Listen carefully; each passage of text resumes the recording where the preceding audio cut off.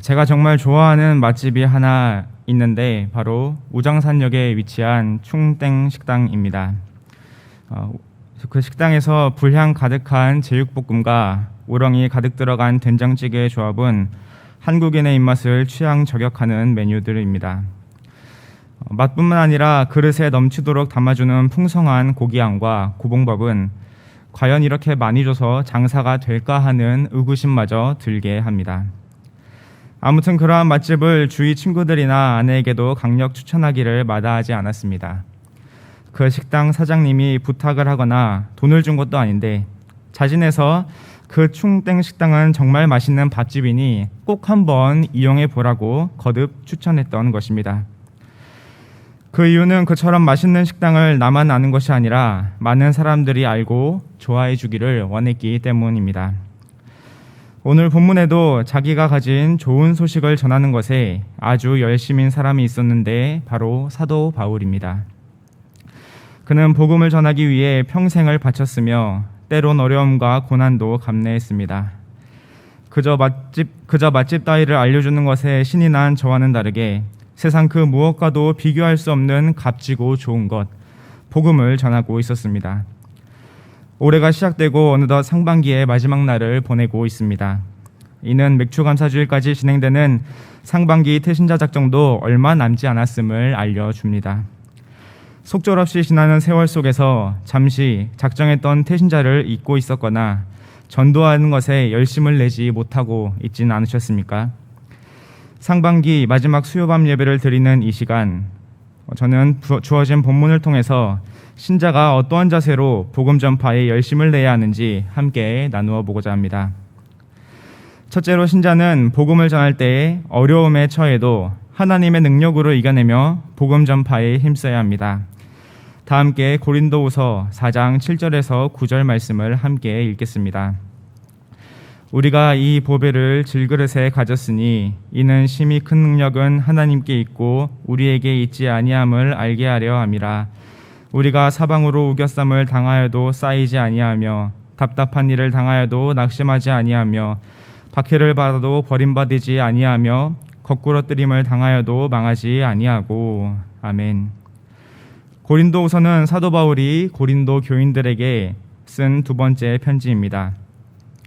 당시 고린도 교회 안에는 여러 문제가 있었는데 가장 크게는 거짓 교사들이 들어와서 바울과 교인들 사이를 이간질시킨 것입니다. 그로 인해 일부 교인들은 바울의 사도직분과 바울이 전한 복음을 부인하기 시작했습니다. 이에 바울은 고린도 후서를 통해 변론을 시작합니다. 그 가운데 4장의 말씀을 보면 1절부터 바울은 성령을 통해 직분을 받아 복음을 전파함으로 진리의 말씀을 드러냈다고 변론합니다. 이 모든 일들이 가능한 것은 7절에 이 보배를 가졌기 때문이라고 말합니다. 이 보배는 앞서 6절에 언급된 하나님의 영광을 아는 빛입니다. 어두운 곳에 빛을 비춤으로 어둠이 사라지듯이 죄인인 바울에게 복음의 빛이 비춰짐으로써 죄사함을 받은 의인이 되었다고 말하고 있습니다. 그렇기에 보배로 표현되는 하나님의 영광을 아는 빛은 곧 복음입니다. 바울은 그 귀한 보배가 질그릇에 담겼다고 말합니다. 질그릇은 도자기와 비교될 수 없을 정도로 가치 없고 평범한 것입니다. 사람들의 눈에 잘 띄지도 않고 언제 깨져도 아쉬울 것 없는 존재가 바로 질그릇입니다. 바울은 자신을 그런 질그릇으로 비유했습니다. 질그릇은 그렇게 낮은 가치를 가졌지만 바로 그 질그릇에 하나님의 영광을 아는 빛, 즉 보배를 하나님께서는 담으셨습니다. 그렇게 하신 까닭은 심히 큰 능력은 하나님께 있고 우리에게 있지 아니함을 알게 하려 함이기 때문입니다. 질그릇 같은 바울 자신을 통하여 나타나는 복음의 역사들은 하나님의 능력으로 이루어지고 있음을 고백할 수밖에 없었던 것입니다. 그렇기 때문에 바울은 교만하지 않고 겸손하며 주님께서 주신 능력으로 모든 어려움과 고난을 이겨냅니다. 이어지는 8절과 9절에서는 바울이 당하는 여러 고난에 대해서 말하고 있습니다. 우겨쌈과 답답한 일을 당하고 박해를 받으며 거꾸러뜨림을 당합니다. 이 네 가지 표현은 현재형으로 바울이 현재 고난당함을 생생히 보여주고 있습니다. 그렇게 고난당하는 바울은 또 어떻게 고백합니까? 우겨쌈에 쌓이지 아니하며 낙심하지 아니하고 버림받지 아니하며 망하지 아니한다 라고 말합니다. 고난과 역경이 사방으로 둘러싸는 상황 가운데서도 어떻게 바울은 망하지 않게 된다고 담대하게 고백할 수 있는 것입니까? 그것은 우리가 앞에서 살펴봤던 대로 보배로 표현되는 하나님의 영광을 아는 빛을 소유했기 때문입니다. 그 보배를 소유함으로써 하나님의 능력이 나타나기 때문입니다. 그 능력으로 말미암아 바울은 모든 어려움과 주저앉을 만한 상황 속에서도 낙심하지 않고 더욱 굳건히 서게 됩니다. 모든 그릇들 중에서 가장 약하고 부서지기 쉬운 질그릇이 깨어지지 않고 오히려 더욱 단단해지는 것입니다. 사실 바울은 참으로 위대한 사도였습니다. 사도가 되기 이전에도 로마의 시민권자였고 당대 최고의 학파였던 가말리엘 문화에서 공부했습니다. 사도가 된 이후로는 어떻습니까? 신약성경 27권 중 13권을 바울이 기록했습니다.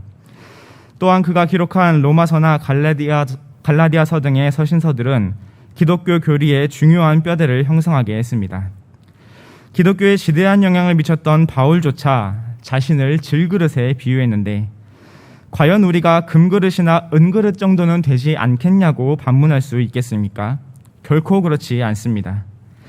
우리 모두는 연약하고 부서지기 쉬운 질그릇에 불과합니다. 오히려 매일 넘어지면서도 어려움이나 위험이 닥치면 하나님께 항의하기 바쁜 우리에게 질그릇으로 여겨주는 것만으로도 감지덕지해야 하는 것입니다.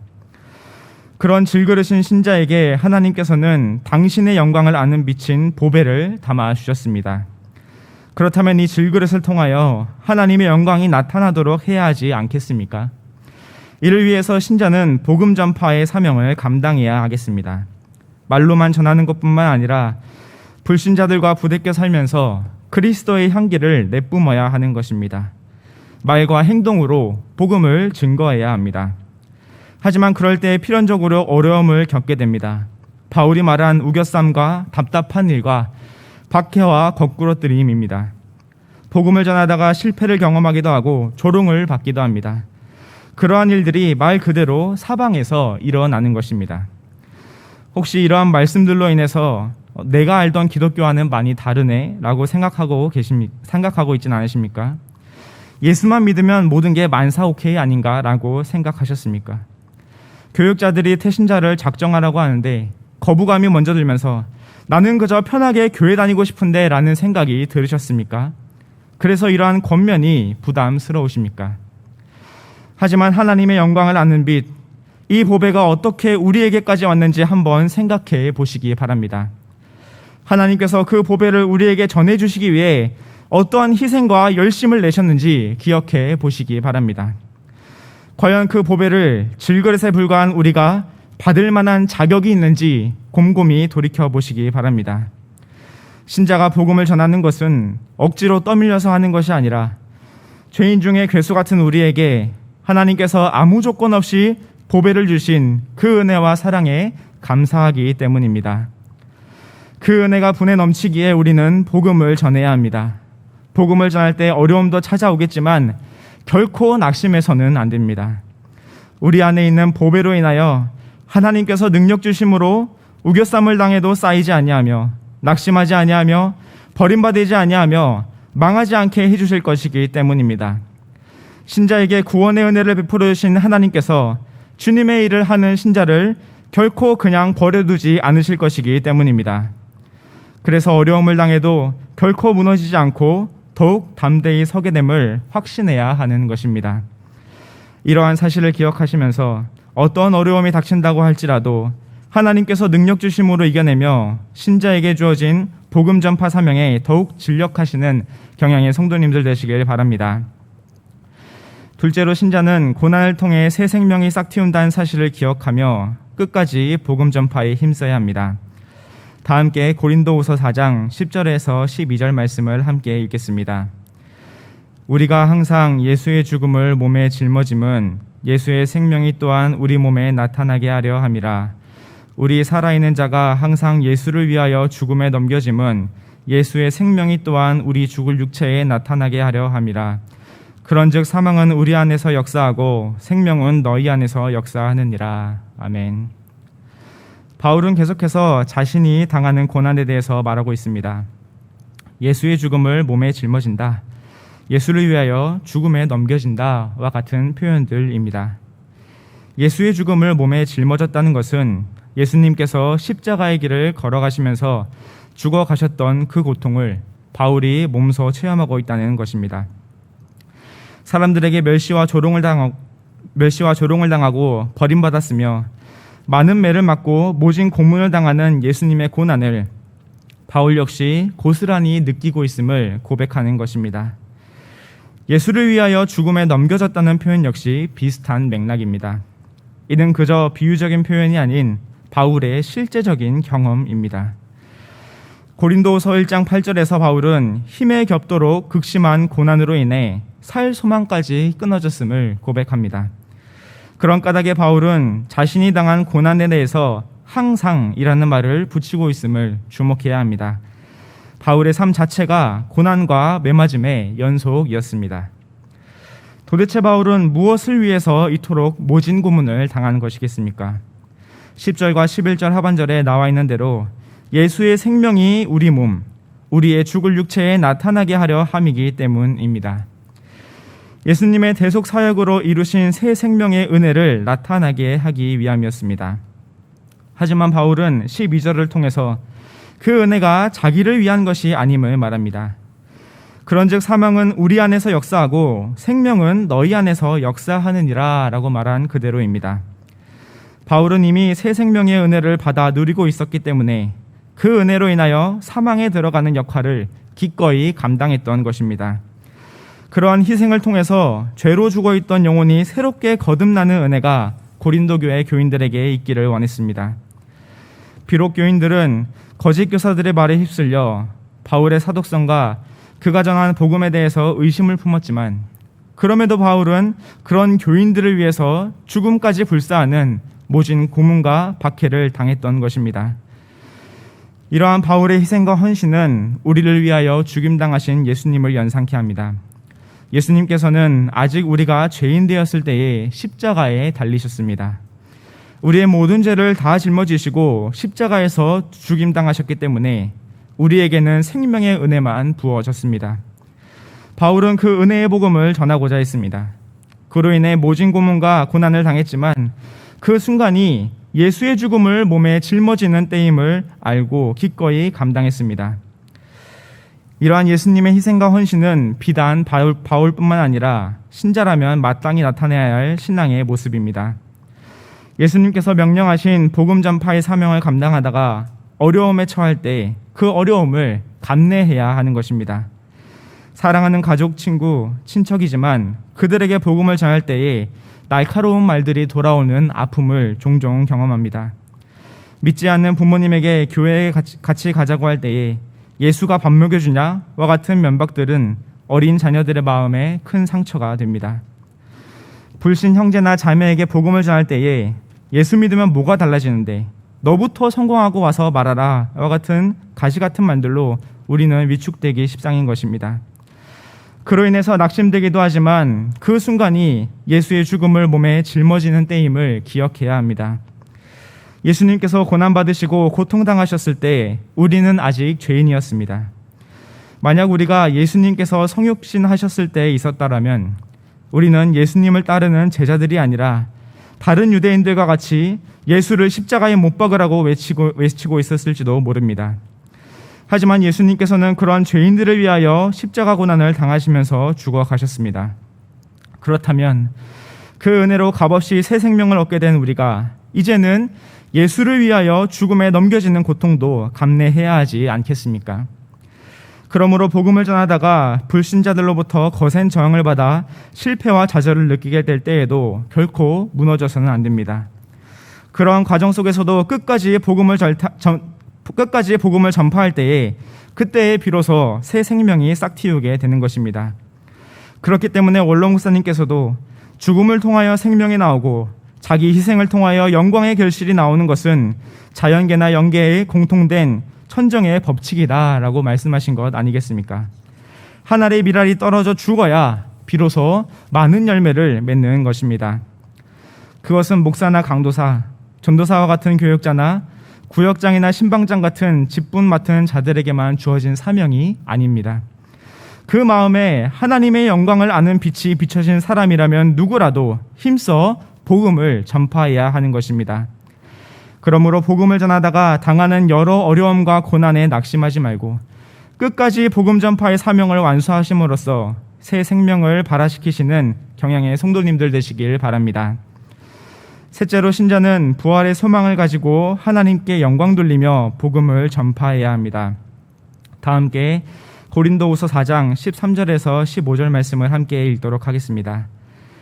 기록된 바 내가 믿었으므로 말하였다 한 것 같이 우리가 같은 믿음의 마음을 가졌으니 우리도 믿었으므로 또한 말하노라. 주 예수를 다시 살리시니가 예수와 함께 우리도 다시 살리사 너희와 함께 그 앞에 서게 하실 줄을 아노라. 이는 모든 것이 너희를 위함이니 많은 사람의 감사로 말미암아 은혜가 더하여 넘쳐서 하나님께 영광을 돌리게 하려 함이라. 아멘.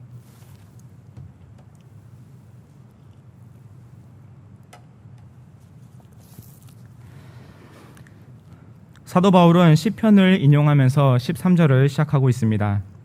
바울이 인용한 시편은 116편 10절입니다. 그 시편 기자는 앞서 8절에서 주께서 내 영혼을 사망에서 건지셨나이다. 9절에서 내가 생명이 있는 땅에서 여호와 앞에 행하리로다 라고 고백하고 있습니다. 이러한 사실을 이미 확신했던 시편 기자는 10절에 사망에 이르고 눈물이 흐르며 넘어지는 고통 속에서도 하나님께서 건져내실 것을 믿었다라고 말하고 있습니다. 이 구절을 인용한 바울 역시 지금은 비록 고난을 당하고 눈물을 흘리지만 주님께서 끝내 그 눈물을 닦아주실 날이 반드시 올 것을 믿었습니다. 그러한 믿음이 있었기 때문에 바울은 13절과 같이 믿었으므로 또한 말하노라 라고 하면서 복음을 전할 것을 다짐하는 것입니다. 바울은 자신이 그렇게 복음을 전한 이유에 대해서 14절에 상세히 설명합니다. 예수님께서는 십자가 대속사역을 완수하시고 3일 만에 부활하셨습니다. 그것은 예수님께서 하나님이시기에 죽음에 굴복되실 수 없으셨기도 했지만 부활하심으로 주님을 믿는 모든 자들에게 영생하는 소망을 주시기 위해 부활의 첫 열매가 되신 것입니다. 이러한 사실을 바울이 언급하고 있습니다.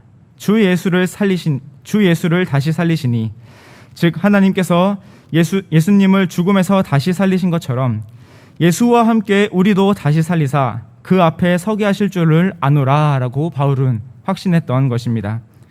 예수님께서 재림하심으로 산자는 물론 죽은 자도 모두 부활하여 하나님 앞에 서게 됩니다.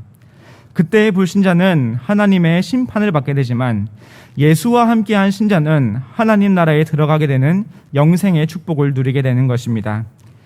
최후에는 그러한 사실을 깨닫고 감사와 은혜가 넘쳐나게 됩니다. 그리고 모든 것을 하나님께서 하셨다고 고백하면서 영광을 돌리는 것입니다.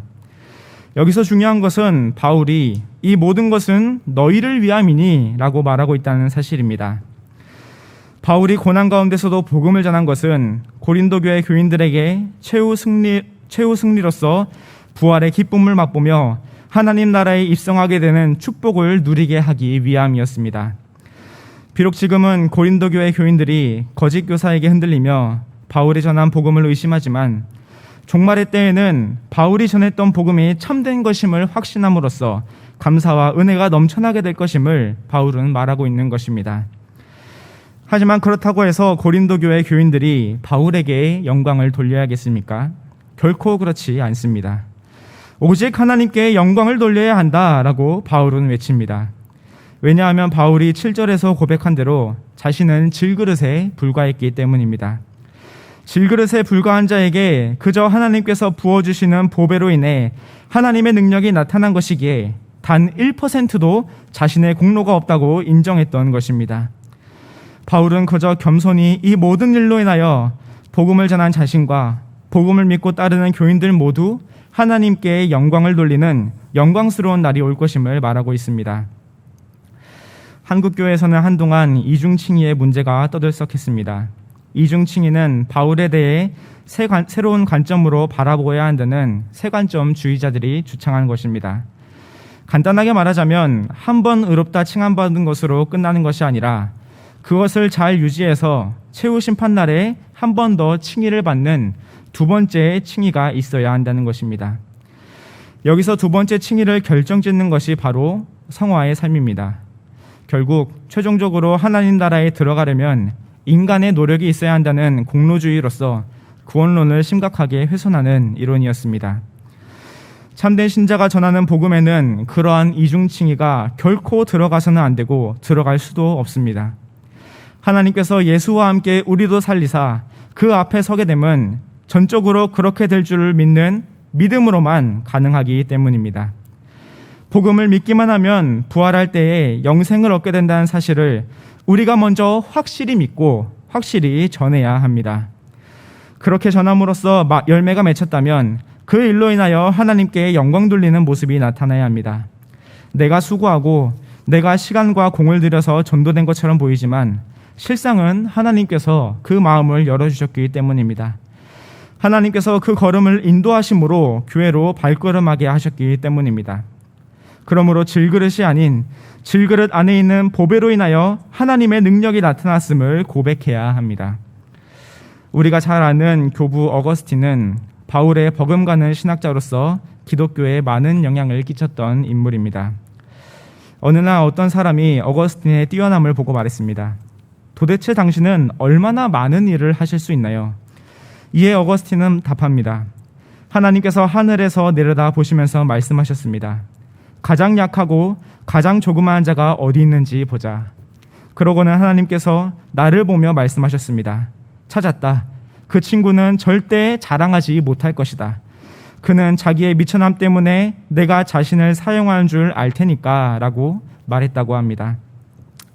우리야말로 가장 약하고 가장 작은 자가 아니겠습니까? 그렇기 때문에 신자는 자신의 능력이 아닌 하나님의 능력으로 전도의 열매가 맺힌다는 사실을 겸손히 인정해야 합니다. 이러한 사실을 기억하시면서 언제나 충만한 부활 소망 가운데 복음을 전하시고 그 가운데 열매가 맺힌 것에 대해서는 온전히 하나님께 영광을 올려드리는 경양의 성도님들 되시기 바랍니다. 경양의 성도 여러분, 그리고 헌신을 다짐하시는 제66에서 68 여전도의 회원 여러분, 연말이 되면 연예대상이나 가요대상, 연기대상 등 각종 시상식이 진행됩니다. 그때 기독신자인 연예인들이 수상을 하게 되면 주님께 감사드립니다, 하나님께 영광을 올려드립니다 와 같은 소감을 들었던 기억이 있습니다. 어렸을 적에 그런 모습들을 보면서 나도 커서 저렇게 영향력 있는 사람이 되고 싶다라는 생각을 막연히 했었습니다. 하지만 지금 생각해보니 제가 연예인이나 인플루언서 등 영향력 있는 사람이 될 수도 없지만 그럴 필요도 없다는 사실을 깨닫게 되었습니다. 그 사람들이나 제 자신이나 어차피 연약한 질그릇 인생임에는 변함이 없기 때문입니다. 그리고 정말 질그릇같이 연약하고 보잘것없는 저희지만 군중들의 환호나 팬덤과 같은 사라질 영광이 아닌 하나님의 영광을 아는 빛을 비춰주셨으니 그걸로 이미 성공한 인생 아니겠습니까? 하나님께서 아무 조건 없이 영적 신분을 상승하는 큰 은혜를 베풀어 주셨으니 그 빛을 전파하는 자가 되어야 마땅하지 않겠습니까? 그렇게 하기 위해서는 어떻게 해야겠습니까? 질그릇에 담긴 영광을 아는 빛이 빛나려면 어떻게 해야겠습니까? 질그릇이 부서져야 합니다. 내동댕이 쳐지고 구르고 밟혀서 갈라져야 그 틈 사이로 빛이 비춰지는 것을 사람들이 볼 수 있는 것입니다. 그렇다고 해서 질그릇이 완전히 깨어질까 걱정하지 않으셔도 됩니다. 조금만 툭 쳐도 금세 부서질 것 같은 질그릇이 그 안에 담긴 보배로 인하여 그 보배가 나타내는 하나님의 능력으로 인하여 훨씬 더 큰 고난과 시험 가운데서도 결코 부서지지 않는 그릇이 되기 때문입니다. 그렇기 때문에 신자는 더욱 담대히 복음을 전해야 합니다. 죽음 뒤에 있을 부활의 기쁨으로 감사와 은혜가 충만하게 될 것을 소망하며 복음을 전해야 합니다. 그렇게 됨으로써 감사하게도 전도의 열매가 맺혔다면 모든 영광을 하나님께 돌리는 청지기가 되어야 합니다. 우리에게 맡겨진 복음 전파, 그 사명을 끝까지 감당하심으로써 얼마 남지 않은 상반기 태신자 작정 운동에 막판 스퍼트를 내고 마지막 하반기에도 최선을 다해 전도하시는 경양의 성도님들과 헌신을 다짐하시는 66에서 68 여전도의 회원분들 되시길 간절히 바랍니다.